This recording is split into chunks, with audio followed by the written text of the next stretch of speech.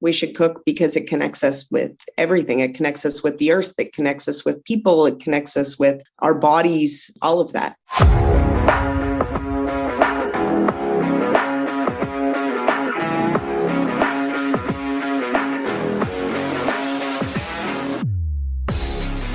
Welcome to Foodball, because humans cook. My name is Zach Martin, and this is a show where we talk about all things food related, from where your food comes from, how you should try to cook it. Even if you don't know, we will teach you some basic techniques. We talk about food media, we learn a little bit of history and science. I apparently sound a little preachy, and if you enjoy it, we get to the end and we do some interviews, sometimes with people I find interesting, who may or may not be related to the food industry.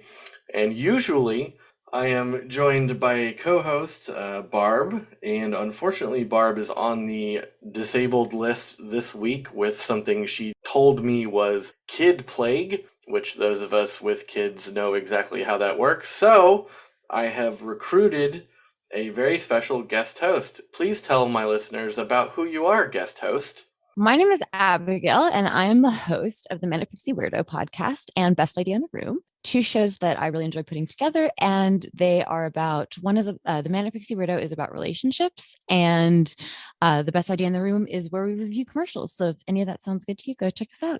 They are very good shows, two of my favorites, and as our listeners know, I would never bring on or interview or support anyone's show who I didn't personally like and also subscribe to. Side note, please like and subscribe to this show, as I know you will, humans.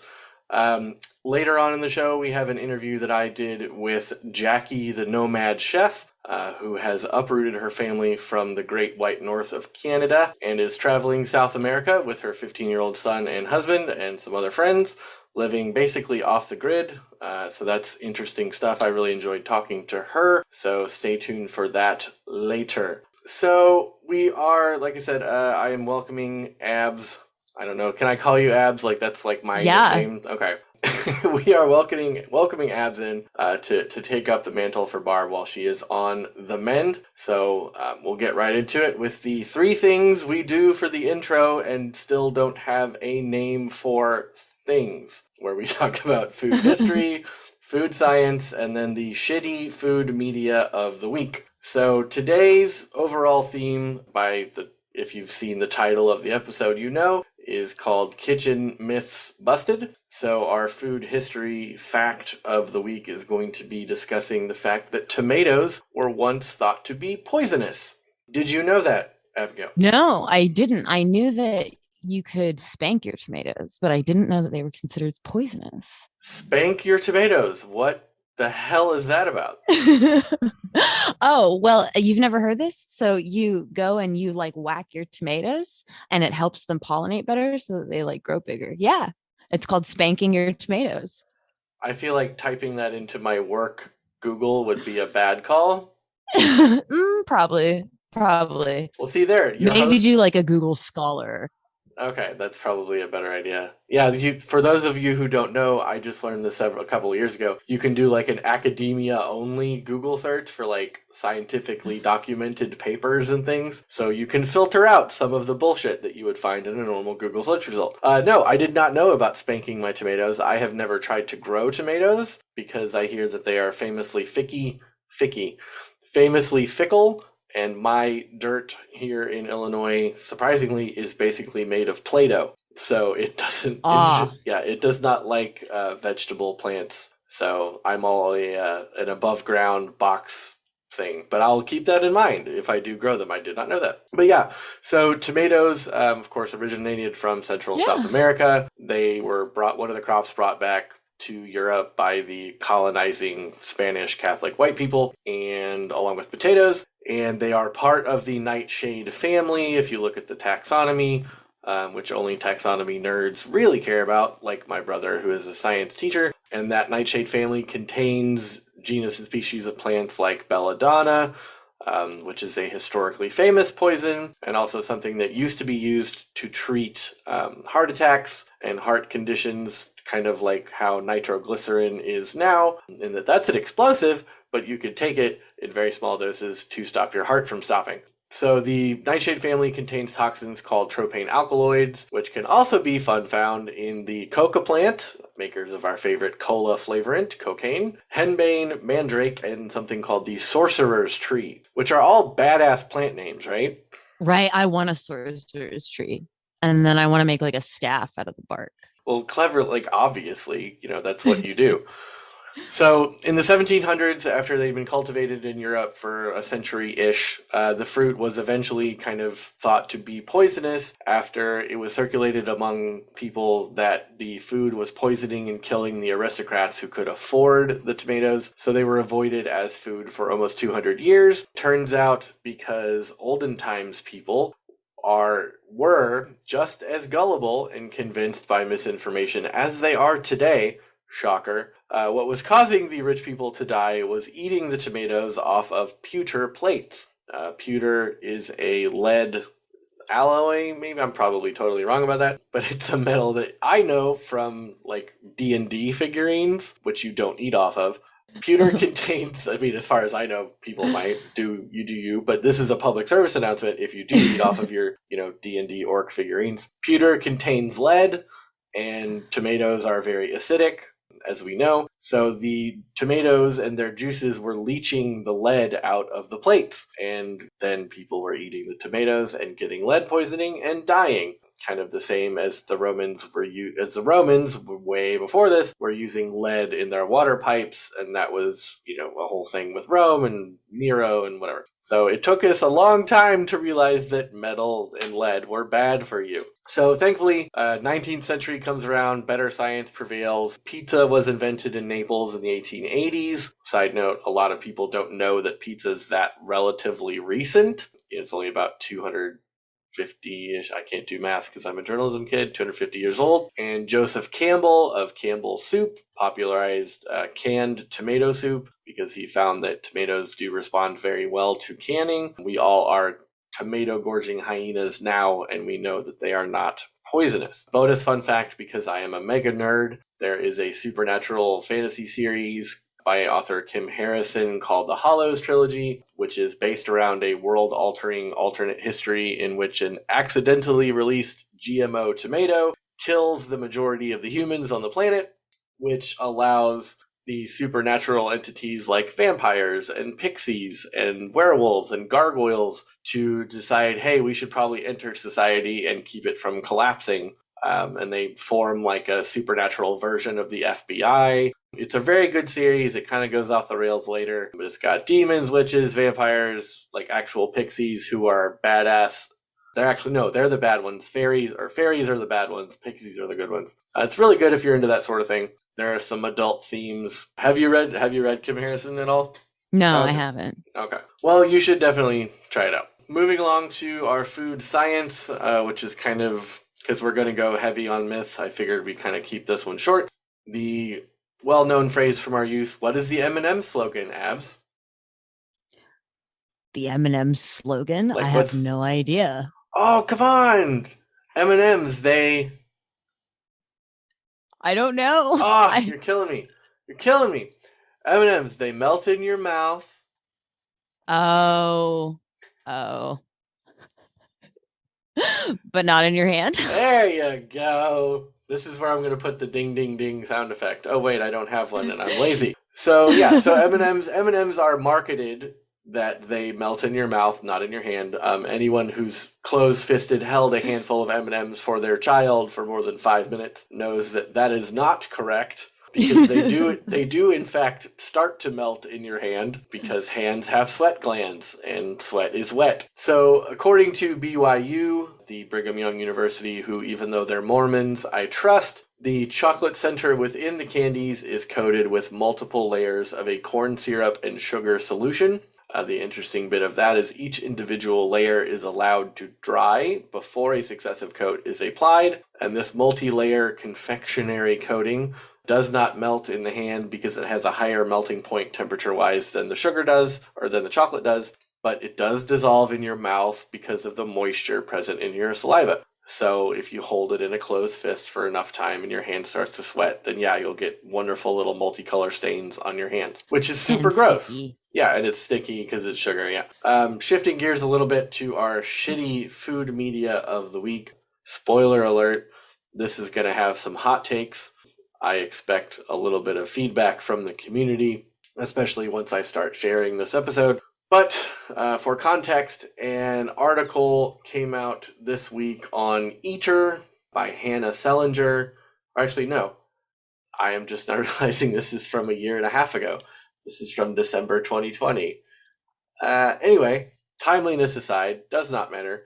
Around that time, David Chang, who is a celebrity chef, runs the Momofuku restaurant empire, was on PBS's Mind of a Chef. Ugly Delicious on Netflix got me interested in real ramen. Had released a book at that point, kind of his semi-memoir of coming up. It's called Eat a Peach. So this article on Eater by Hannah Selinger was called Life Was Not a Peach. I'll put the link in the episode notes. The elevator pitch here at the top of the article reads, quote, David Chang's new memoir grapples with the white-hot fury that defined most of his career, but as an employee on the receiving end of that rage, the book fails to account for trauma he caused me. End quote. So my summary after reading this 2 or 3 times, my summary to you readers of this article is David Chang was mean to me when I worked for him for several months and then fired me for no apparent reason, so he should never be a celebrity again and give up his restaurants and all his money and fame because he was mean to people. Abigail, you read the article. What do you think? I did. Well, I actually didn't even realize that it was written by a woman until about halfway through reading the article, because I was very annoyed. I was incredibly annoyed at the writer because it seemed very complainy, but also very like on the side of I'm going to just repeat this over and over again, and just to really like hit the point home that like he was, like you said, really mean to me and I worked for him for a period of time and then he fired me, so now I'm gonna like get him back. That was the general vibe that I got from the article, and I was really annoyed the whole time. Okay, so we're kind of on the same track here, and I wanted you to talk about it too, and I wanted to talk about this because, you know, as you mentioned, it was written by a woman who worked for David Chang, who is a man, and we can kind of establish a few ground rules here. The restaurant industry is, as a general rule, I worked in restaurants for 15 years. They can be, as a general rule, kind of misogynist, kind of sexist. There's a lot of assault or a lot of harassment issues. There's a lot of misogyny issues. It's, you know, the joke about like Gordon Ramsay calling somebody an idiot or making them call themselves an idiot sandwich. You know, he got famous because he's an asshole to people. Like that's kind of a public perception of how restaurants are. And I haven't been in a, quote, real restaurant like a Michelin star or anywhere, you know, where you have white table service. But that's kind of, I think, the perception. Would you agree with that? Yes, I would. So this article kind of characterizes Chang as just like a bad boy chef who, you know, yells a lot and is mean, or it's really like it's mean. It sounds like a little kid saying David was mean to me.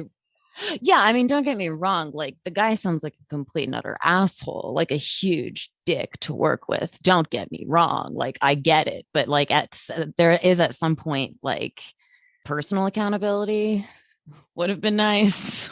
Or sure. I mean, nobody wants to work for a shitty boss. Like, I get that. I was in the military though for a while, and you don't get to just decide to quit in the military if your boss is shitty. You have to deal with it until one of you transfers to a completely different country.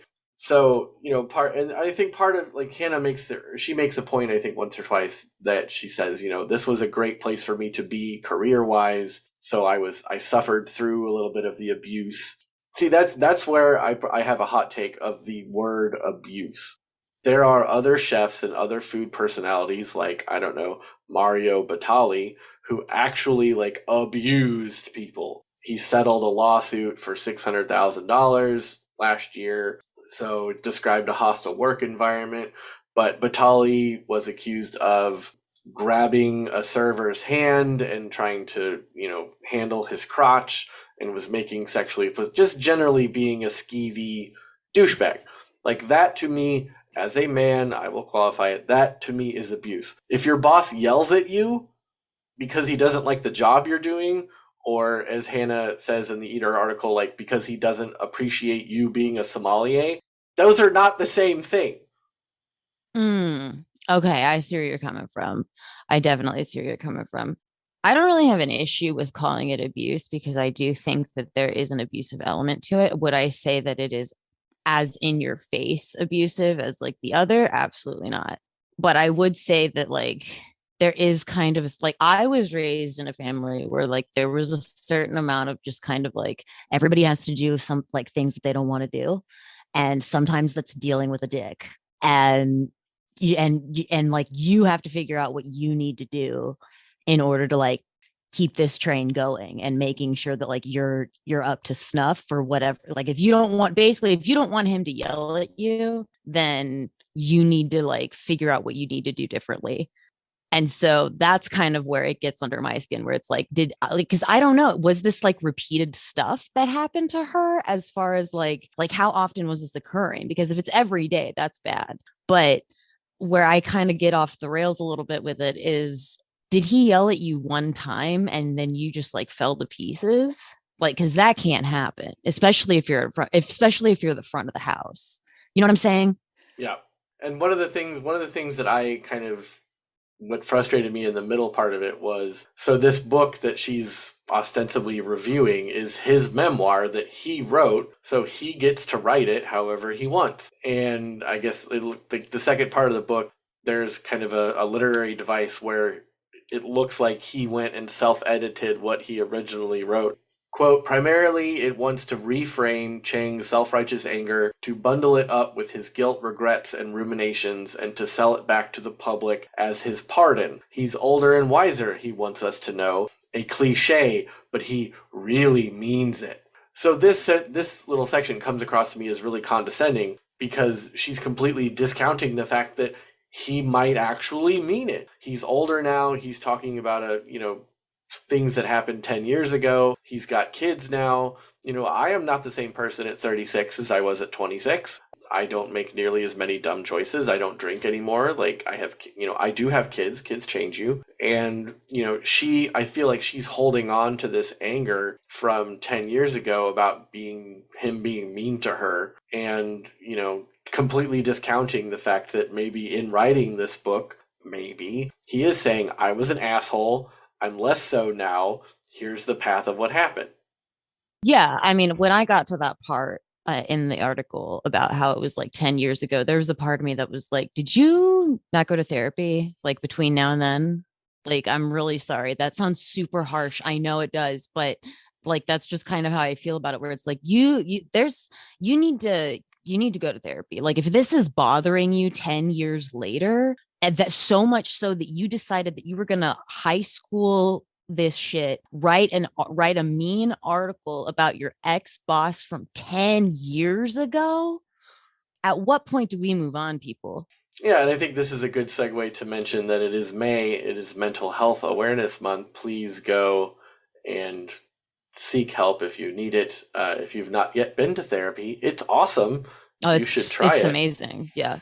But yeah, and especially too because this article, like she mentioned, and Eater mentioned when they tweeted it out when I saw it the other day, that this very, very long form piece was a team effort. There was a lot of research done into it. There was a lot of collaboration. So yeah, it seems like it's very petty. At the very end of it is what caused me to bring it onto this show and spend this much time talking about it. The author says, for all that Dave has edited in and out of this narrative, what he cannot change is the trauma left in his wake. The one thing he can offer up that is commensurate with the scope and scale of the grief he has caused is the space he occupies in restaurants and in culture. He can cede it to someone who will use it to change this toxic industry that has broken so many of us.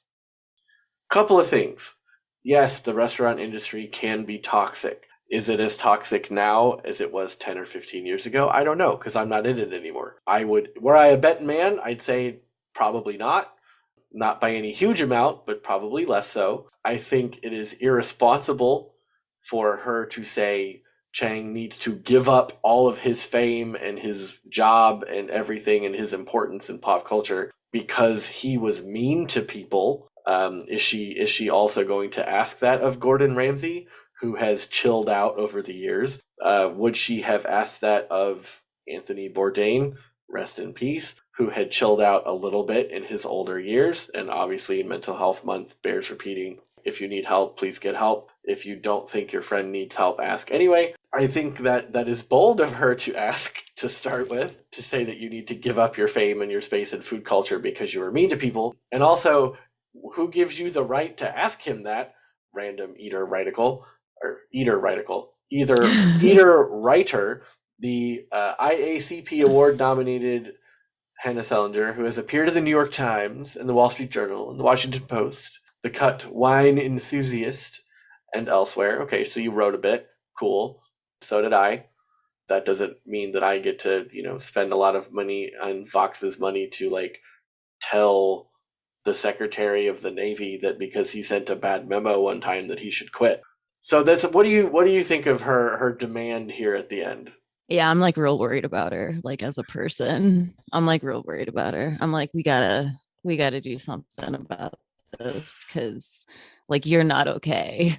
This is still very much bothering you, and it's still very raw. It seems like it's still very, very open wounds. Nothing has been done to try and heal this at all. She sounds very hurt, very sad, and she needs some help. I hope she gets the help that she needs because this is it's too much. I'm thinking, well, this guy should just give up everything and go live in the woods or whatever. And and he shouldn't be allowed to go near food anymore. No space in my brain is entertaining that, mainly because only time will tell if this memoir that he wrote is a sincere apology or a step towards an apology. Only time can tell that. And so there's no way, as of right now, he's doing, in my eyes, he's doing all of the things that he should do in a situation like this, where he's hey, yeah, I'm an asshole. I'm a complete and utter dick. Please. I don't know if he's asking for forgiveness. I don't know what he's asking for. I don't really understand. I'd love to read the book, but if anything that I took away from this article was that I want to read his book. I want to find out what's going on with this guy. That was the takeaway, not this guy should lose everything. And that's a wonderful example of the Barbra Streisand syndrome, is that by drawing attention to the thing that you don't want to happen or to be shared, you end up inadvertently bringing more attention to it. Yeah.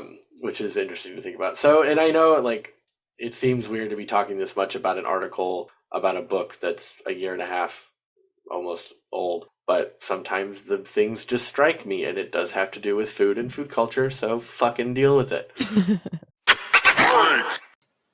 If you haven't heard about Anchor by Spotify, it's the easiest way to make a podcast with everything you need all in one place. Let me explain. Anchor has tools that allow you to record and edit your podcast right from your phone or computer, which, trust me, is a lot easier than using a super complicated, super expensive audio editing software. When hosting on Anchor, you can distribute your podcast on every listening platform you can think of, like Spotify, Apple Podcasts, Amazon Music, and more. It's everything you need to make your podcast all in one place. And best of all, Anchor is totally free. Download the Anchor app or go to anchor.fm to get started. Moving along to the main body of our show this week. Kitchen myths and kitchen myths busted. I think a lot of kitchen myths, including that all chefs are assholes, they're not. Go tune in to Lady Line Cook on Instagram if you have not yet. She details how chefs can also be having fun and treat their employees with respect and like to dance on the line sometimes and while they're making food. So food myths come at us from all angles, from if we do cook, who taught us, what we've watched, what we learn, just like myths in any other part of culture, they have been part of human history since when we had history. Things like you should put oil in your spaghetti while it's boiling so it doesn't stick. Don't do that because it just sits on the top of the water as it boils and does nothing, and you're wasting olive oil. The bubbling movement of the bubbles themselves prevents the things from sticking. There's a term for that. I think we've talked about it before. I don't remember it now. Also, just stir the fucking noodles. It's not hard. Also, second thing about pasta, they say to make the water as salty as the sea. That is also bullshit. You are wasting salt. That is way too much salt. Should be about 2 to 3% by volume of salt in your water. Another one is searing meat on high heat on the outside to, quote, lock in the juices. That is not a thing. I mean, you can do that. It doesn't do what you think it does. The juices staying in the meat has to do with proteins and how they shrink and expand when heated, and Alton Brown goes into a bunch of that stuff, and Kenji goes into a bunch of that stuff, so go look it up. Suffice to say, searing meat to lock in the juices is bullshit. Do not do it. Putting sugar in tomato sauce, I think a lot of us did, and that's not really a myth in as much as a admission of using shitty ingredients. If you're using a ragu or cheap tomatoes, they are overly acidic sometimes, I feel like. Mm-hmm. And so you put in that sprinkle of salt or a sprinkle of sugar to offset that. If you use high quality tomatoes like a San Marzano, you don't have to do that because they're not as acidic and they don't have a bunch of extra bullshit in the cans to make them redder or whatever. Cooking pork to 165 degrees is also a myth based on trichinosis, which we talked about in a previous episode. Usually now you can only get trichinosis from eating bear meat. So, no, it's a thing. Huh. So don't fucking eat bear meat unless you have to, in which case probably trichinosis is the least of your worries. Another myth that I find is a little less kind of pervasive is that frozen vegetables are either unhealthy or just in general not as good. I have found in much testing that depends completely on the vegetable and how it is prepared after you nuke it. Nuked broccoli, and especially now we live in a world where everything comes in a nice steamable bag that you put in the microwave. They're awesome. The good quality ones won't have any water left over in the bag, which is good. Little salt, pepper, olive oil, good to go. Carrots do not microwave well. They do not go well from frozen. Potatoes in a non-breaded and fried kind of medium do not translate well from frozen. Corn, awesome. Peas, awesome. Broccoli, awesome. Cauliflower, depends. So those are your big ones: broccoli, peas, corn. They're usually fresher than what you would get in the fresh section, depending on where you are grocery store wise, because they're individually quick frozen right out of the field. They don't sit around on trucks or whatever, and they don't sit at for your example, the Texas border for God knows how long in a refrigerated truck that may or may not have refrigeration anymore. So thanks for that. Thanks for that, by the way. I went to Walmart. You're so welcome. Yeah, I went to Walmart the other day and there was fucking nothing on the shelves. And I was like, goddamn Texas, get your shit together. Sounds about right. Yeah. What kind of cooking myths? If I just ask you, what's a cooking myth off the top of your head? Did I already cover all of them, or do you have any? I had more of ones based around food. Chocolate's not an aphrodisiac kind of a thing. Okay.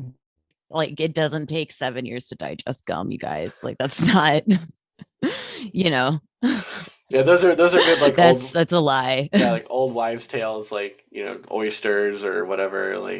The gum one is something I forgot about. Apple seeds though do have cyanide in them. Try not to eat apple cores. So that's a thing. Yeah. So if you have any audience, if you have any fun food or cooking myths that you can think of that we should know about, please let us know. And we're going to go through this article. This is an article-heavy episode, so if you don't like reading or listening about articles, fuck off. This thing from thehealthy.com.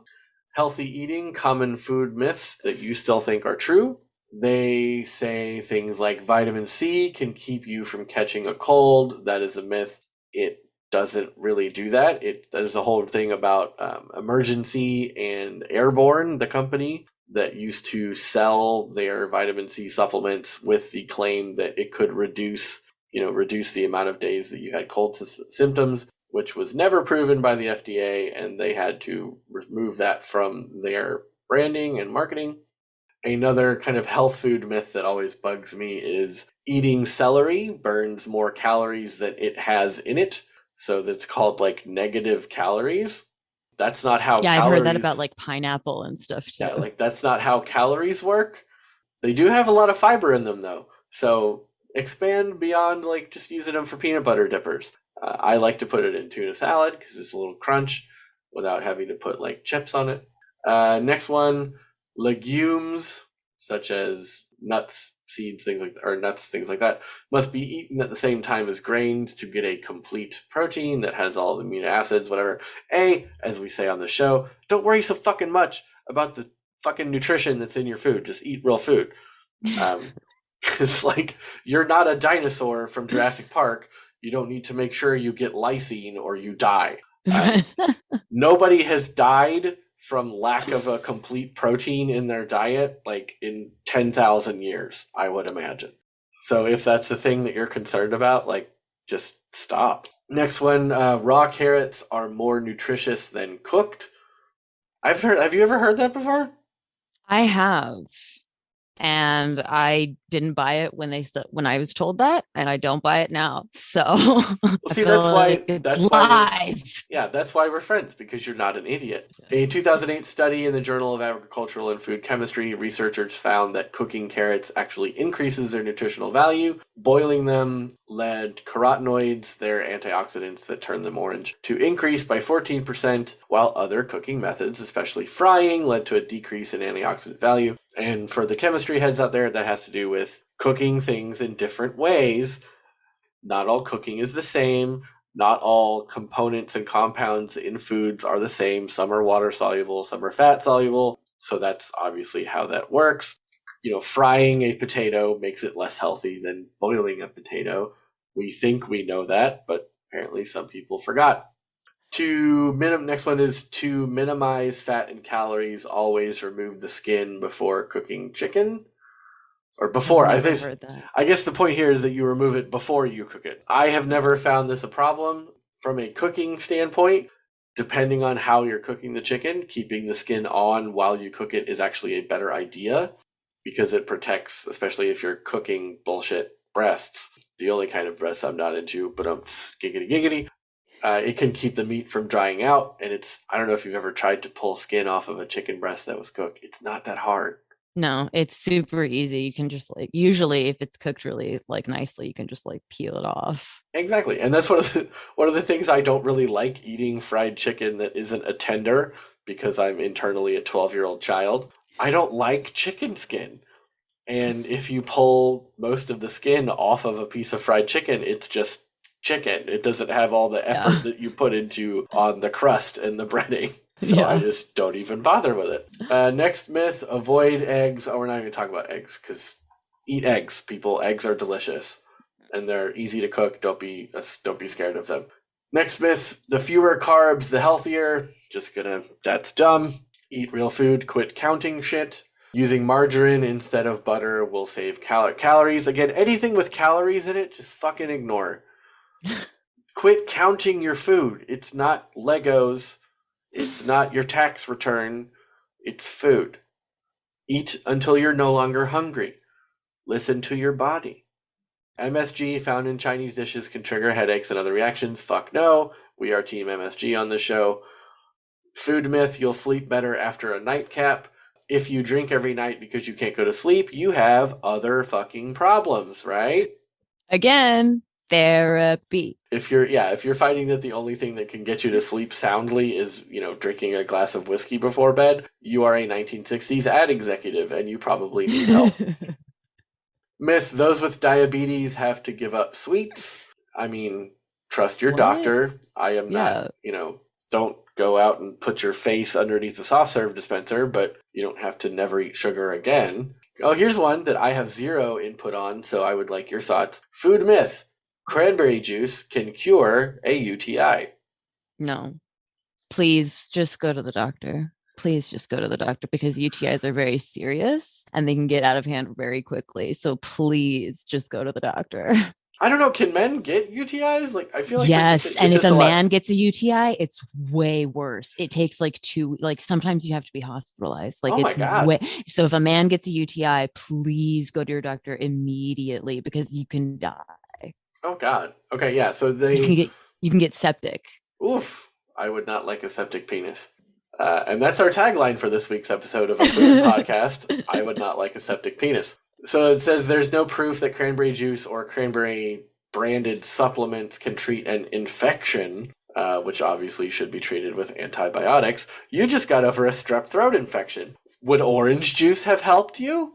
No. And I don't know why people think that because I find maybe this is just me. Maybe I'm just weird. It's entirely possible. But I can't drink anything super acidic when my throat is like that because it hurts. Yeah, because the staphylococcus infection that you have, which is why you have strep throat, is irritating and inflaming your throat tissues, which if you put acid on them is a bad idea. Yeah. I feel like the only thing with this UTI and cranberry juice thing would be like if women were pouring cranberry juice on themselves, kind of like the woman version of tanning your balls to increase your, testosterone. Yeah. Don't do that either, by the way. Yeah. Your balls are outside of you, away from the heat source for a reason. Go learn about your balls, guys. Like, I shouldn't have to tell you to not tan your sack. Next. Well, and also, don't use cranberry juice as a UTI cure. Don't do it. Just clearing that up. Buying those kind of supplement pills is completely useless. Food myth: don't drink milk when you have a cold. I know a lot of people think that if you drink milk, it increases your mucus production in your throat and your sinuses. Apparently, there is no truth to that. It has never been proven. So if you like milk, if you're one of those people that can enjoy milk, please do. It has nothing to do with your cold. Let's see. Fat-free and low-fat foods are always better than full-fat versions. Do you remember Olestra? Yes, I do. Okay, so any of us who remember Olestra know that that's not true. A lot of the food industry at that point had switched out high-fat foods for low-fat foods with a shit ton more sugar and high fructose corn syrup, and that's why we have crazy shit now. Again, don't count the things in your food, just fucking cook it and eat it. And stop when you're full. Eating carrots will improve your eyesight. That's been around since World War II, which was a result of the carrot lobby and the farmers trying to get people to buy more carrots because they were capitalizing on people's patriotism during World War II, saying that pilots ate lots of carrots to help them shoot down Nazis. My gosh, it doesn't stop, does nope. it? And I work in marketing. Marketing is all around evil. Don't believe anything says to you on the internet, on television. Only trust us here at Foodball. We are your only trusted source for any and all food-related selection information. So that's that from The Healthy, which is a Reader's Digest brand. If you'd like to put that one, that will be in that'll be in the show notes as well. Figured we shift gears and go to some bad cooking advice as kind of a counterpoint.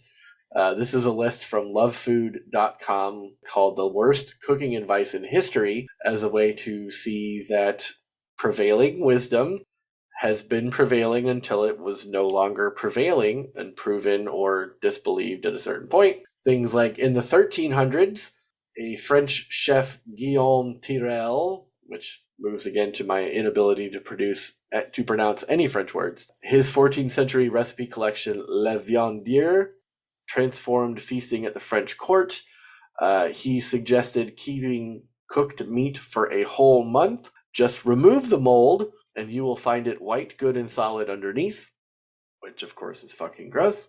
Also in the 1300s, disguise old wine with ginger and turmeric. Old wine, of course, turns to vinegar at a certain point because the yeast runs out of sugar to eat, and then it turns it into acetic acid, which turns it into vinegar. So at this time, they suggested putting ginger and turmeric and letting that kind of clean out the vinegary parts. Does not work. Have you ever had a bottle turn on you, you were kind of dicey about it, and then just you tried it, it didn't smell too bad, and then you put it in the glass, tried it, it was gone? Yeah. But I've never put turmeric in it or ginger. I feel like ginger, I don't know, it depends on the white wine. Like, I would maybe try it.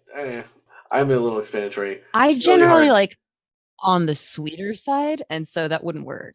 Yeah. And I'm finding that like a lot of non-alcoholic wine options are super, super, super sweet because you can't get the sugar out of it without the yeast to make the alcohol. So I'm at a bit of a loss there. 1300s advice, using 8 eggs for 1 omelet. Oh my gosh, that's too much. How do you eat? I mean, are you Rocky Balboa?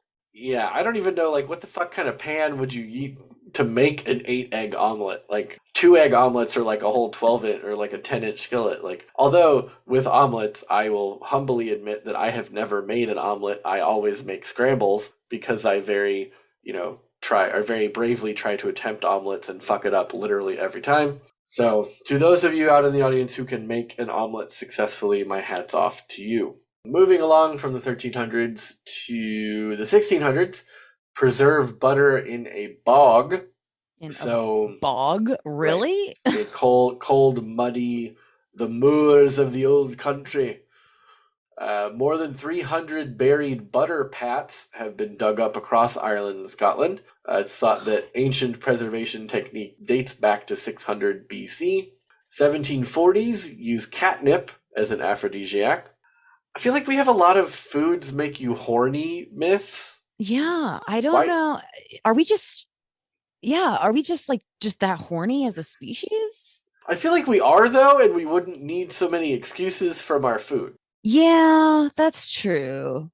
But I mean, do you really need to? I mean, just do it. Just do it. Like, do you need something? I feel like on a deep dive, that would probably be tied back somewhere to advertising.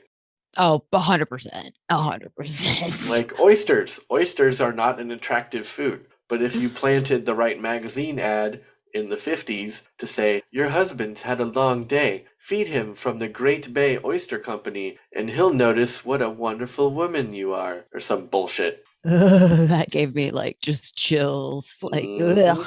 Mm-hmm. Well, it's like the whole thing about, deodorant. Deodorant was not a product until deodorant companies convinced women they smelled without deodorant. Mm-hmm. Yep.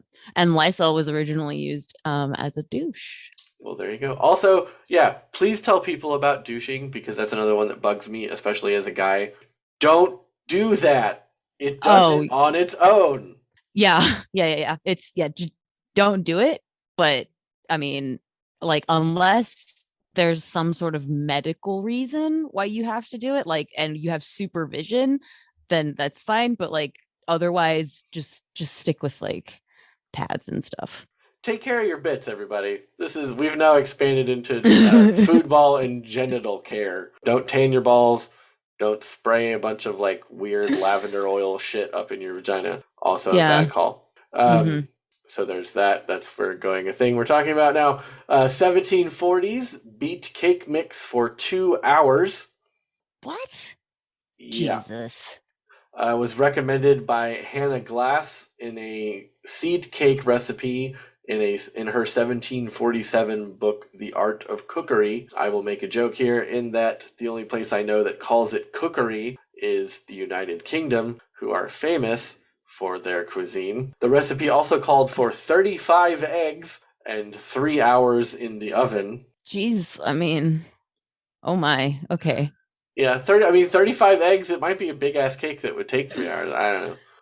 1780s was recommended to lick eggs to check their freshness. Coming from a 1788 book by Richard Briggs called The English Art of Cookery. Coincidentally. To choose eggs properly, you must put the thick end to your tongue. Warm eggs were said to be fresh and cold eggs stale, although unless the eggs were just laid, quite how this technique worked is hard to say. I think it's worth noting that, like in other countries, they leave eggs out. They don't put them in the fridge. So I wonder if there was some sort of weird thing where he was playing with that. But what do you do if it's cold outside? Also, it doesn't work, so it doesn't really matter. But yeah, and I don't know how many people know this. Hopefully, most of them. Eggs come from chickens. They come from a chicken's cloaca because this has now become the Food and Genitalia Show. So the egg is under the chicken, which is covered in feathers, and so is warm. That's how you do eggs in nature. So if you go out and pick an egg out from under a chicken, it's probably gonna be warm. Good rule of thumb. Yeah, and I wish we live in a town where you can't have like urban chickens, which is really upsetting, because I would love to have just like two hens, nothing major. I might go become that guy who like rallies for urban farming at the city council meetings, because other than that, politically, they don't want me anywhere near their building.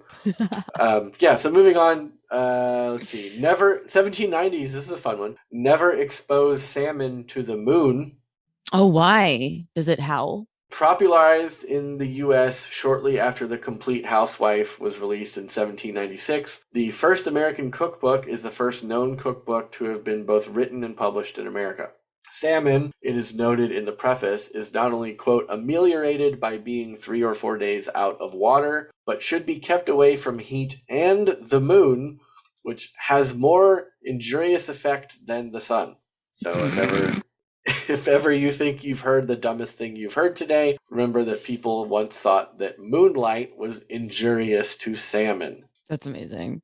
That makes me warm and fuzzy and happy inside. So basically, we'll cut this off here because nothing will get stupider than that. But just as I mentioned, to say that food advice and advice in general changes over time, and nothing is gospel forever, other than probably like don't put oil in your noodles, you fucking idiot. But prevailing wisdom always, usually, if not always, changes due to learning more about what's going on, from science to gender identity to farming to government systems to taxation to nuclear physics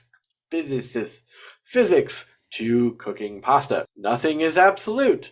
Change is inevitable. Do your best with the information you have, and that is the most important thing. With the information you have, if you feel like you don't have enough information, go get more information. That's what we on this show are for. Would you not agree? Absolutely. Because I feel like, or if something doesn't make sense to you, keep going. Right.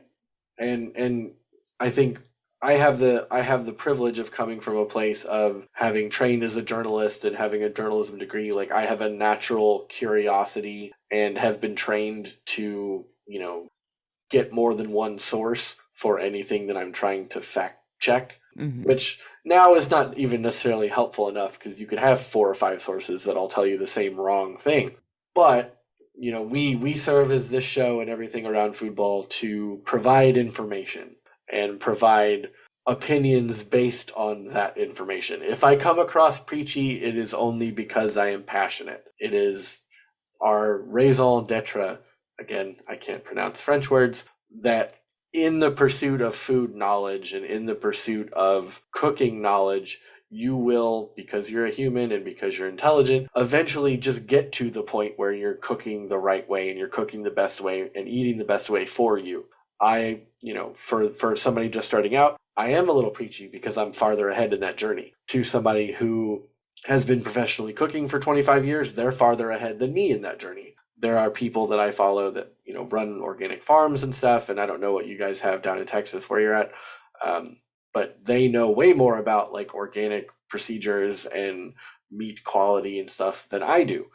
So, I think that that's what we're doing here, and I appreciate you coming and helping out today.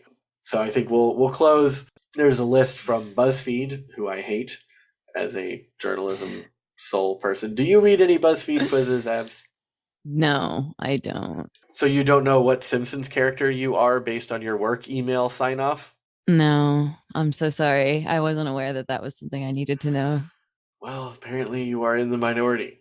So BuzzFeed asked members of their community, which I'm sure is full of just winners, as well as a viral Reddit thread, to see what advice chefs had to offer amateur cooks. There are things like, when using boxed cake mix, add an extra egg, use milk instead of water, and use melted butter instead of oil, and then double the amount. Dudes, at that point, just fucking make a cake.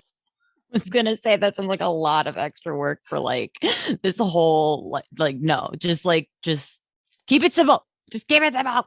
Yeah, and if you want that, if you're paying that much time and attention to make a quality cake, just fucking make a cake and throw the box mix away. The box mix exists because all you have to do is add butter or like add milk and oil to it or water. Yeah. Like everybody has water and vegetable oil, probably.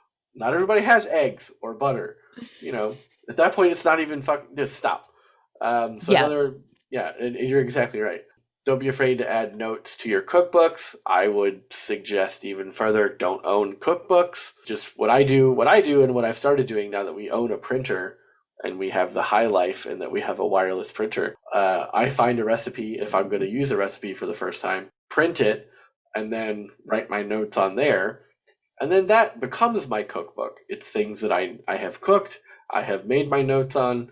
Obviously, if you have a chef that you love, go and buy their cookbooks because that supports them. But you should also go on their Patreon or support their podcast by, using the Anchor system or what have you, following their affiliate links rather than paying a middleman like a publishing company.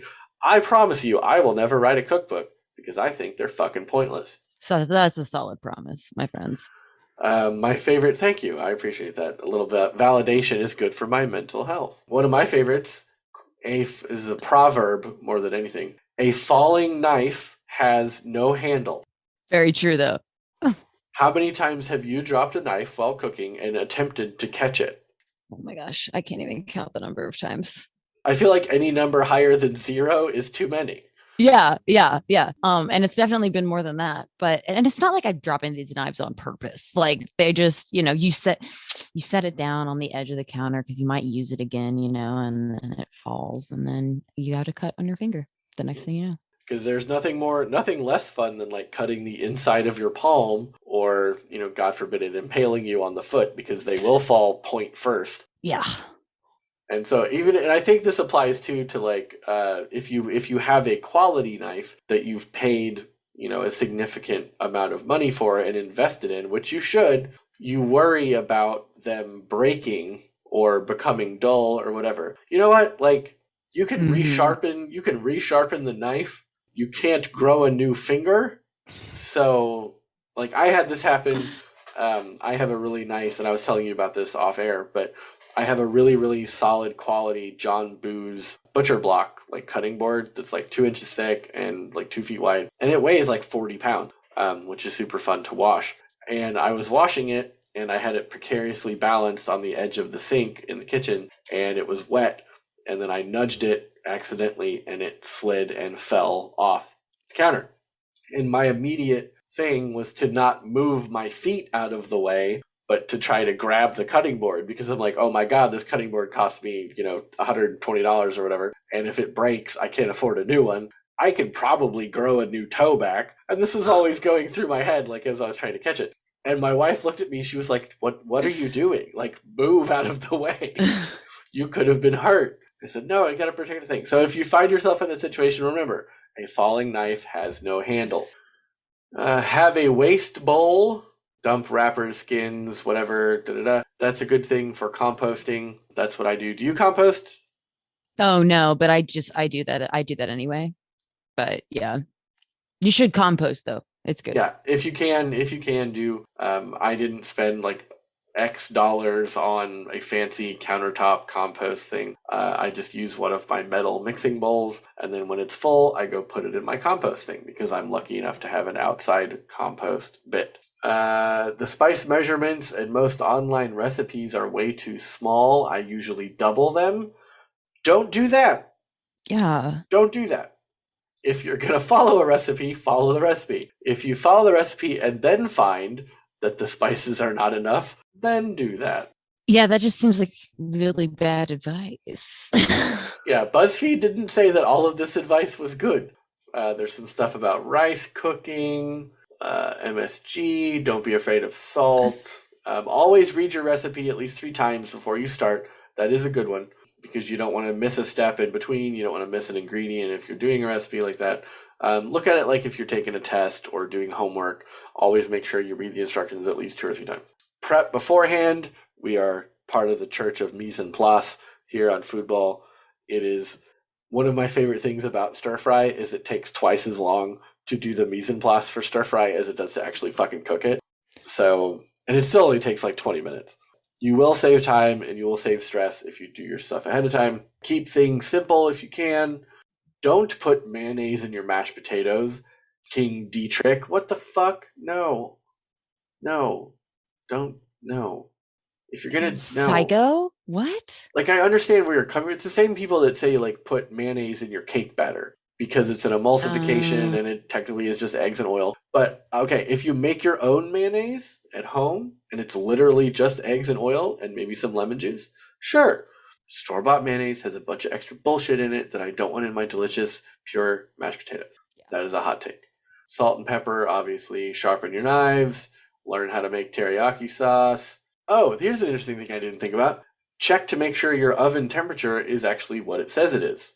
Oh, yeah, that's a good one. Because sometimes, you can get things that are incorrectly calibrated. So if it says 300, it may actually be 325 or whatever. I might have to do that because I have Samsung appliances, which are famously shitty. Yeah, I'll have to check ours too. I usually do it like it's one of those like spring cleaning things, but so I should do that. Thank you for reminding me. Yeah, that's a good. I had never even thought about doing that. The final piece of advice: don't skimp on the butter. Sure, if you're a butter fan.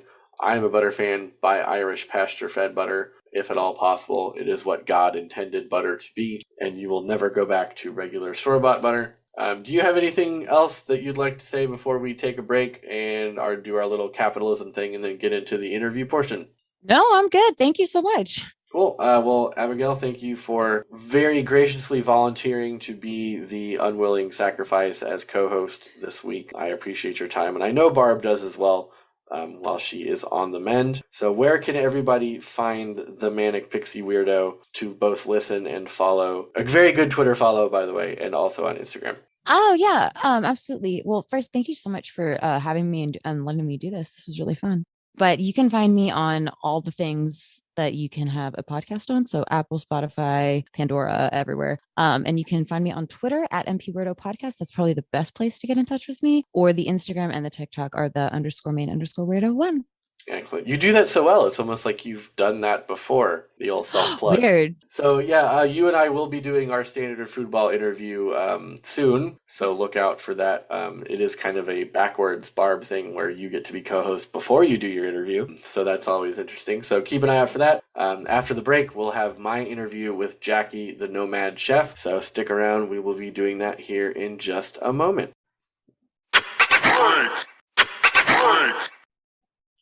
Okay, so everybody, I am pleased to welcome to Foodball Jacki the Nomad Chef, who recently, in her own words, traded in her Canadian life for a new journey in Costa Rica. So, Jacki, what can you tell us about yourself and what you're doing?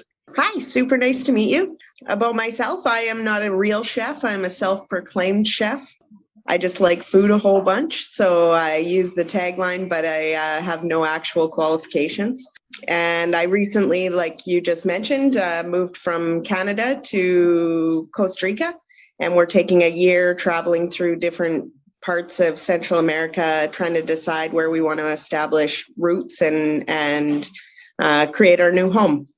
We've been looking at it for 4 or 5 years, and it just really appealed to us. We like the culture, we like the simpler life, the access to organic foods and more of a pure lifestyle than we were able to have in Canada, and just wanted a change, wanted to experience something new. And we're doing it with our 15-year-old son, and we wanted to give him the opportunity to see how big the world is before he goes out in it on his own.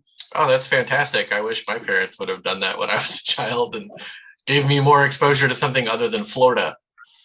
Yeah, well, Florida's good. Well, Florida's great. It's not Costa Rica and it's not Central America, that's for sure. Okay, so if you're ready, we'll go ahead and get started. We'll go through my now standard set of questions here on Foodball. Sure. What are your top 5 spices?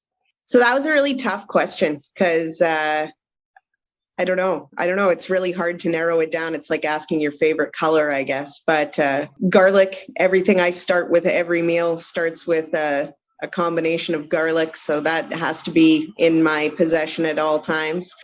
And I think I put salt on there, pepper on there, chilies. And on my kitchen table as condiments, we, instead of like the standard salt and pepper of most tables, ours always has chili peppers of some kind. So I always have to have some form of chilies.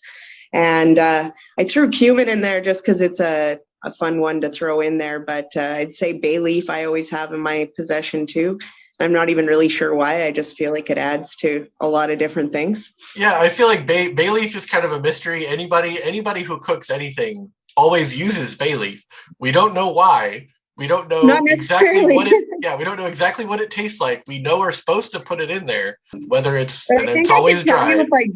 I think I could tell you if I didn't have it in there. Right, like, I think we would know. Like I would know. Yeah, I feel like it's almost like like bay leaf is the sixth taste after umami. Is like it's umami and then bay leaf. Yeah, I agree. Okay, cool. And it is today, the day we're recording this is National Garlic Day. I just saw that on Twitter before we got on the call. I'm like, oh, that's appropriate. Yeah, it is 100% one of the most efficient and effective kind of things. And everybody, I have some Italian ancestry apparently, and the joke is where any recipe that calls for 1 clove of garlic, use 2 cloves of garlic, and when it comes, if it asks for 2, use 12. So that's the way I have a Ukrainian background, same thing. Okay, cool. So moving on, same kind of 5 question. If you could only have 5 items in your pantry, what would they be? So definitely, I always have to have flour and yeast. I think you can create love if you have flour and yeast at any point in time in your pantry. Doesn't work well for the gluten-free folks, but well, it depends on the kind of flour. You're right. And it doesn't matter what kind of flour. As long as I have flour and yeast, I can create just about anything. I think salt, sugar, and you have to have some sort of a vinegar or an acid of some kind in your pantry at all times. But since moving down to Central America, it's interesting how different it is when you don't have a home and you don't have a pantry. Like I did back in Canada, I always had a well-stocked pantry. You learn to live with way less and not need those standard stocks. So I carry everything I own with me in my vehicle wherever we go, or in a backpack, and you learn to go without a lot of those things. Interesting. I hadn't thought about that. You're traveling without that pantry, like you said. You don't have those kind of things to fall back on. Yeah, and then access to the things that you would have in North America. You don't have the same access to the ingredients that would be standard in North America. So you really have to learn to improvise and go without. So maybe my answer to that question would have been very different 6 months, a year ago than it is now. Sure, absolutely. So with knowing that kind of, restrictions that you're under, what is the go-to dish that you cook? I do a lot of soups, and I feel like it's a big, broad item because I do Asian soups, I do Ukrainian soups, soup is such, tonight I'm making a lobster bisque. I think soup is a good standard go-to dish because you can make it out of just about anything, and you can make it out of just about nothing. That's really good. I noticed that I make a lot more soups in the fall and winter because I think the perception is that soups are a cold weather kind of comfort food. But do you obviously you're not running into that in more temperate regions? No, and I thought about that a little bit as I've been cooking down here. And in the beginning, I wasn't doing so much of it, but I actually went and bought myself a Instapot down here, which is funny because I have a backpack and an Instapot. But for bone broths and the access to being able to make like quick, easy dishes, and soups are just, doesn't matter if it's hot. You just kind of cater what type of soup you might make. So I think eating a bowl of ramen in super hot weather is delicious and just as good as it would be in the middle of winter. Sure, absolutely. And following up too on the kind of carrying things in a backpack, and I would love to see a backpack that can fit an Instant Pot. We have one too, and I basically only use it to make stock. So yeah. I feel like it was a kind of a niche thing, but if you find the niche that use it, I think it's really effective. A lot of we don't have necessarily, when you're staying in different places and in the homes of Central American people are very different equipped than ours were. And so sometimes you'll get in and you have a 2-burner propane like camp stove in the place you're staying. And so that's why I purchased the Instapot, because I can use that and I can do a lot, you can do a million different things in there without having to worry about the fact you only have a 2-burner stove. Sure, and I'm sure you're using it in places and in ways that their marketing team never could dream of. I think so, yeah. So other than the Instant Pot, what is the single most important item that you use in your mobile kitchen? Again, really tricky. So I've had to be really innovative. Something like a rolling pin that you would think, oh, I need a rolling pin. I make all my pasta from scratch, right? And so shoot, I don't have a rolling pin. Well, I got a bottle of wine. That works really well. So I've learned to improvise without a lot of kitchen tools. But one thing I packed from Canada is my immersion blender. And people have laughed at me that, of course, out of anything that you would have packed, it was an immersion blender. But I utilize it. Again, soup is my thing, but I make smoothies and I make sauces and I make everything else. And it just helps bring things together. The other thing I brought, I didn't bring a knife, but I brought a knife sharpener. And I think that was an essential tool for me, because you get a lot of crappy knives and you can't work with bad knives. Sure, absolutely. I cut the top of my index finger off chopping spring onions for a video the other day because I was lazy and didn't sharpen my chef's knife.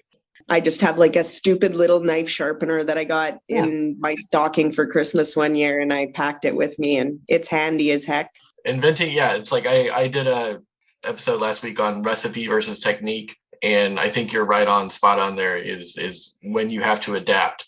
That's when I think you're a cook. Is you free yourselves from the restrictions of recipes and saying, oh, well, I can't make pasta because I don't have a rolling pin. I too have used bottles of wine and like bottles of alcohol when I was drinking, and using those as makeshift because you just adapt and overcome. And if the food ends up good, then who cares what you made it with? I actually think it works better. Yeah. It might, because it's got a better handle and it's a little more, elegantly. Have you ever used your immersion blender to make hollandaise or mayonnaise? So mayonnaise for sure. I use it for mayonnaise for sure. But hollandaise has been interesting because my one friend, it's her favorite thing, and she's down here traveling too. And she asked me to make it for her birthday, and I couldn't do it. And maybe it was, I didn't have enough improvisation there, because you need some sort of a double boiler or something. And I didn't even have a bowl that I could put over top of a pot to do emulsify the ingredient and melt everything in and do it slowly. So I have yet to be able to pull it off. I need a good stainless steel bowl or something that I can turn into a double boiler of some kind, or some sort of, to get it off that heat. I don't know how you make your hollandaise, but I cheat. I use a microwave and a smoothie like pitcher, like a cup. Oh yeah, no, you put the egg and water and lemon juice and seasoning in the blender cup and melt the butter in the microwave, and then just pour the butter slowly into the cup while the immersion blender is running. It takes like 90 seconds and boom, you've got hollandaise. And your butter's hot enough to get those egg yolks where they need to be. Well, I am going to make it tomorrow.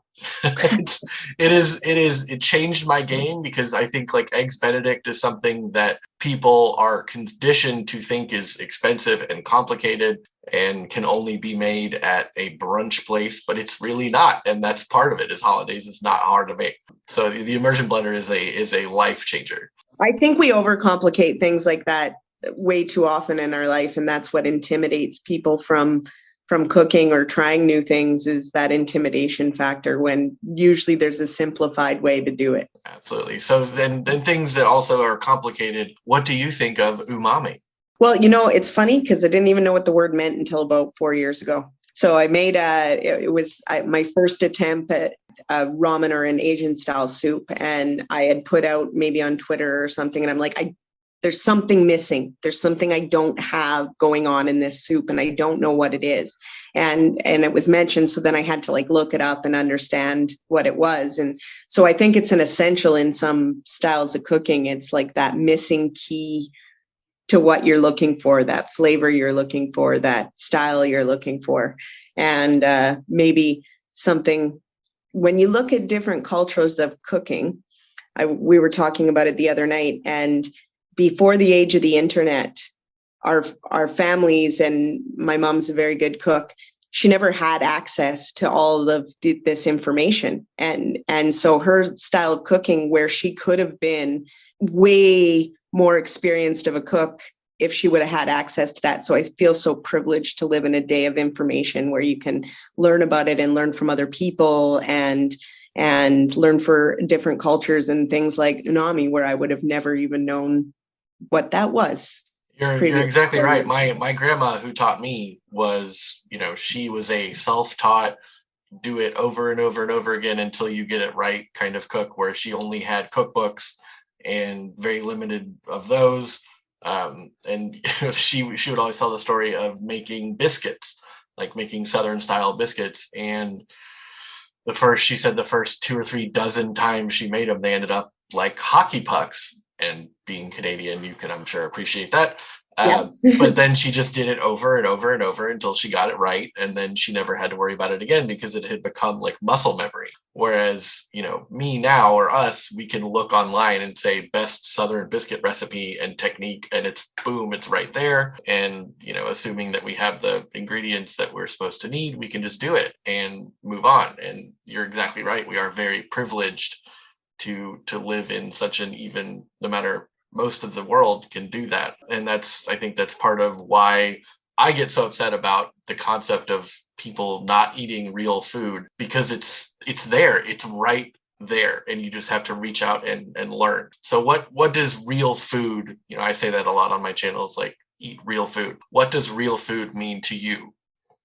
It's my entire concept of cooking. It's my entire soul behind cooking is real food and real ingredients. So real food to me is food that is prepared with your hands, prepared with ingredients that you can name and and you touch and feel. And it's one of the things of moving down here that I feel so privileged, because I have access to real and organic food, which I couldn't afford in Canada to feed my family or a standard organic diet. Whereas here, it's all whole ingredients. It's all real food. I have a farmer that delivers the food to my door from his farm every week, and it's real ingredients, real food, whole food. I think anything in a package where you can't read the ingredients doesn't deserve to be in the food that we're eating. It shouldn't be. And so real food to me is prepared with love and knowing your ingredients and knowing where your ingredients come from, which is something that I'd say over the last 50 years or so, society has really steered away from and gone to the convenience food method. But I love that we're all kind of coming back to it and appreciating real food. My first cookbook was Company's Coming. I don't know if you ever owned a Company's Coming cookbook. Oh, man.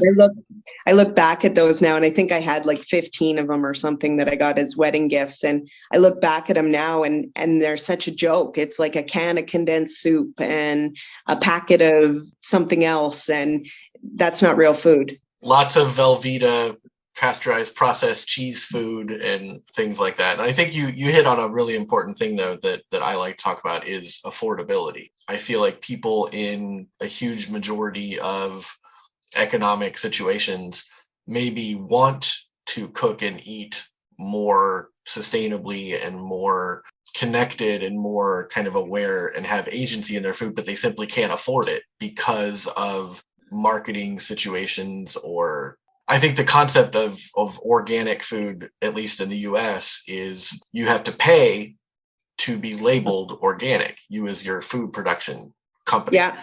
And there are companies that produce what would be considered organic food, but can't afford to pay for the label. So to the consumer, that's not organic food.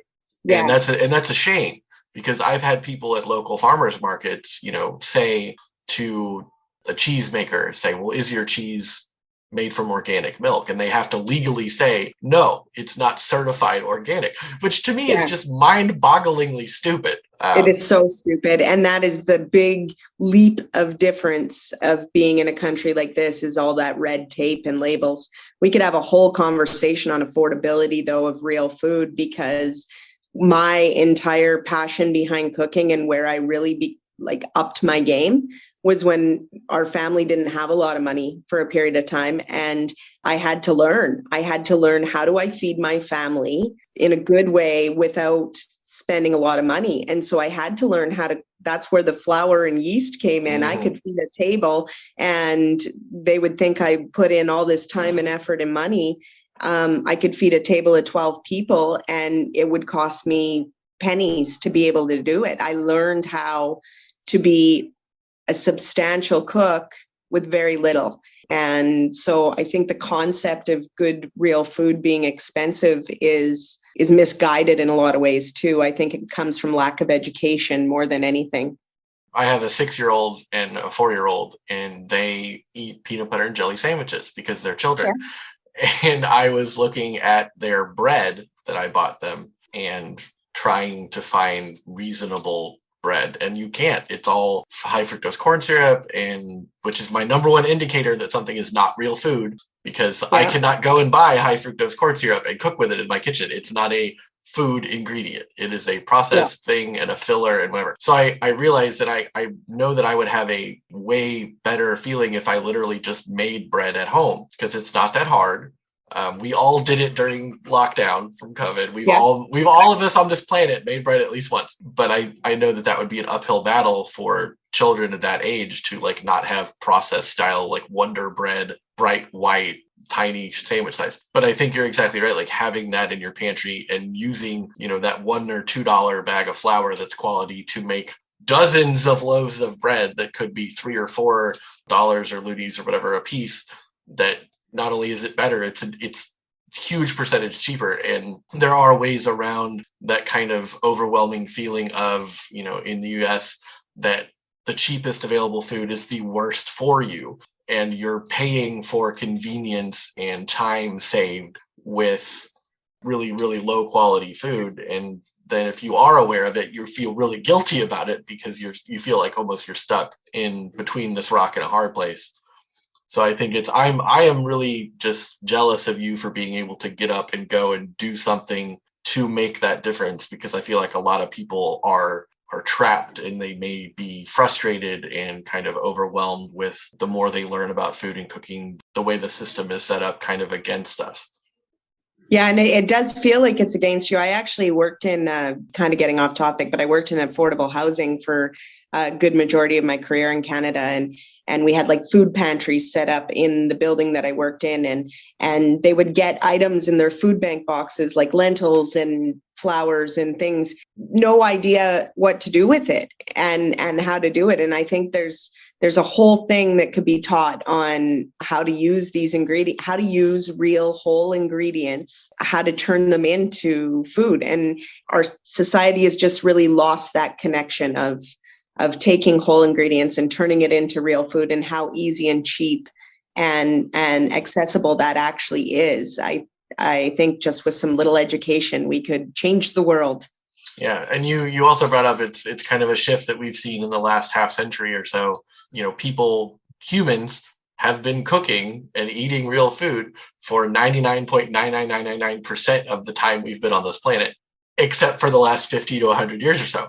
But it's within 2 or 3 generations that people think boxed rice is what rice should taste like, or Kraft dinner, which everybody loves. It is delicious. I will give it that. But cheese is not that color. That's not a real thing. That is 100% artificial. And making macaroni and cheese from macaroni and cheese is a life-changing difference. So you're exactly right. It has to be an education. We have to unlearn what food is, what we consider food is. And so that on top of that, why do you think humans should cook? Whether or not you consider yourself a cook, if you're just somebody who would rather spend $40 to have McDonald's delivered to you because you have that little kind of respect for your own cooking skills. Like, why should that person cook? Why should humans cook? Well, it connects us to cultures. It brings people together. It makes community. The delivery food doesn't exist down here. You can't phone up a skip the dishes and have a pizza delivered to your door, which was an adjustment. Tell me. Oh, sure. When you get home and you're like, oh, I wish I could just dial up something and order it, but you don't have access to that. But you see communities coming together. So you'll be sitting at your house and a neighbor comes and knocks on the door. You've never met this neighbor and they bring you a plate of food because they have food and they want to share it. That's something so lost again in North American culture, is this connection to food is community, food is human, food, the process behind it is what brings people together, I think is a big thing. And I also, for our health and for our well-being and our connection to what's real, is why we should cook. We should cook because it connects us with everything. It connects us with the earth. It connects us with people. It connects us with our bodies, all of that.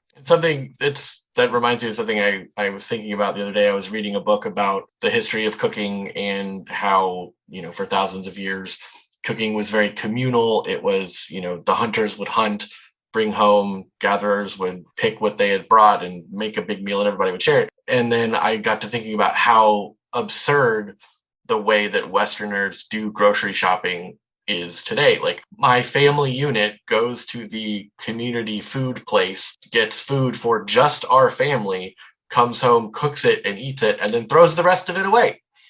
Like, if and there's the joke about getting a cup of sugar from your neighbor. Nobody does that anymore, number one. And you would be looked at like a lunatic if I made a lasagna and then walked around to my neighbors and said, hey, we have lasagna left over. Would you like some? They would call the cops on me in a heartbeat. But that's how most of human society function. It is. And it's so lost in our society now. And it really disconnects us as humans. We're meant to be connected through things like that. And like you say, the community that works together to make the food and to not purchase the food, but we've lost it. You go to the grocery store and, you go, I don't know your style, but you go to a farmer's market and I pick up a tomato. I always smell it, right? You smell it and you feel it and you connect to that food that you're about to eat. And you go to the grocery store and you smell something there, it doesn't even smell like food anymore. Like, we're not getting whole, real food in the stores that we're even shopping from. And when I was in Canada, we would, get off work and then you're racing to football practice and you're racing to here. And so you're going to McDonald's or you're going to wherever and you're grabbing something and you're eating on the run. Doesn't exist down here. When you go to a restaurant, you sit down, it's a 2-hour ordeal. You're not in and out in 5 minutes. That isn't a thing. You're meant to sit and enjoy and process, and it's better. It's healthier for our bodies and our minds and our spirits. Food's meant to be savored and enjoyed and processed, and not just scarfed in between point A and point B. It's not nourishing our bodies or our minds or our spirits when we're eating like that, right? So that is, I could not have said it better myself, and I'm just going to repeat that over and over every time that I try to answer that question on my own, because I think you're exactly right. Like, we have become kind of brainwashed to the idea that food is just fuel. It's just a set of calories and nutrients and numbers that we have to meet a certain goal every day, and it doesn't matter. I think I said something about, like, you can have 30 grams of protein in a chicken breast or tofu or lentils, and technically those are all the same amount of protein, for example, but those are not different foods. They are not equivalent experiences. I've tried as many times as I can think of to try to like tofu and cooked it in many different ways. I do not like it. It does not taste good to me. And I feel almost guilty about that because, as an aware cook and an aware eater, I should be open to protein substitutes like that. I just don't like it. So I feel bad. I feel guilty about myself. But I've tried also to teach my kids that when we sit down and eat, we sit down and eat. We don't, and my wife and I are bad about it too. We have to put our phones away. We have to turn the TV off. When I grew up, it was the TV in front of the, dinner in front of the TV kind of family. I think you have taken that to its most extreme level of, we're going to sit and we're going to do this, and we're going to literally have work together to get our food. Are y'all eating meat down there? Yeah. Okay. I don't know that I can ever do the vegetarian thing. I thought about it for health reasons and stuff, but sure. No, I'm a carnivore at heart. So excellent. Well, the reason I bring it up is, you say that everything is local and fresh and real. And that applies, I feel like that applies to meat and animal products too, is you have to know that your steak had a face. And I think when you have that connection, you're more respectful of how you not only cook your food, but how you eat it. I don't think anybody that likes steak could justify to themselves doing a well-done filet mignon if they knew that was a beautiful cow at one point munching on delicious grass. Yeah. That's another thing that society's just completely lost, that connection of where our food comes from and how it comes. The meat down, and I say down here, I'm in Mexico right now, but Costa Rica is what I speak of, is entirely different experience. The chicken is, I don't know if you have access to farm chicken that you get from small farms, but it's an entirely different experience. It's not like that slimy chicken that you get that's pumped full of water and everything else. My son, when he came down, that was the first thing he said. He's like, wow, chicken is so different down here. He's like, it's just so much better. Like, it tastes better. It feels, and it comes from happier animals not being mass produced, right? And I think, the whole concept of, oh, well, such and such tastes like chicken is disrespectful to chicken. Chicken doesn't have to be that way. It doesn't have to be like the Mendoza line of bland meat. And I think, the more that cooks and home kind of people have these conversations and they learn and they open themselves up to, it doesn't have to be this way. Maybe we'll see changes in the right direction. And I think, people like you who take these giant leaps and, really do something about it, and you're teaching another generation and you're reaching out to a new culture, I think is really important and really, really something to be admired. And it's not something that everybody, like, there's no easy part of packing up everything and moving to a new country. But I don't think that's required either. I think just an awareness to the other cultures and the way that other people do food, and opening your mind and doing, taking the time to connect with other people that are doing it. At our supper table, you were talking about no phones and no TV. We always had, at our kitchen table with my kids, we watch food bloggers that are from around the world, like Food Ranger and Mark Wayne's. And I don't know if you watch any of those guys, but if you don't, you need to. And that was our supper. Always, we'd sit down and watch these guys because we'd be watching them eat in Afghanistan and Iran and Malaysia and these different cultures and different ways of doing food. And it opens. So I don't think technology at a table necessarily is always a bad thing, because it opens conversations about food and it opens our minds and makes us excited to try new things. So I think not everybody can do what I've done, where you just pack up and go and decide to travel a bunch of countries in a year, but we have access to it. You can watch other people doing it and see it and connect that way too. Yeah, I think that's right. I know I could never pick up. My wife and I actually talked about it. They said, yeah, if we didn't have kids that were school age, sure, we could go and do that. But I think that ties back to how we kind of started too, is the access to information that we didn't have 20 years ago or 30 years ago. Access to food media like that, things like a self-produced independent food podcast that could be listened to by literally anyone with an internet connection, which is kind of mind-boggling to me sometimes. But we've kind of reached our end of our time. But I do have to tell you that as an interview guest from the Great White North, I do have to ask you, what is your opinion of poutine? Oh, it's one of my top food groups. If you ask my son what his favorite food is, and if he could eat one thing for the rest of his life, it is that. It is one of those things I don't know what your opinion is on it. I don't know if you've had it done right or done well. I'm actually traveling right now. As we travel, we end up traveling with other people along the way. And I've got a girl staying with us from Quebec right now. And the other night she did authentic poutine night for us and made it. And it was amazing. It was lovely.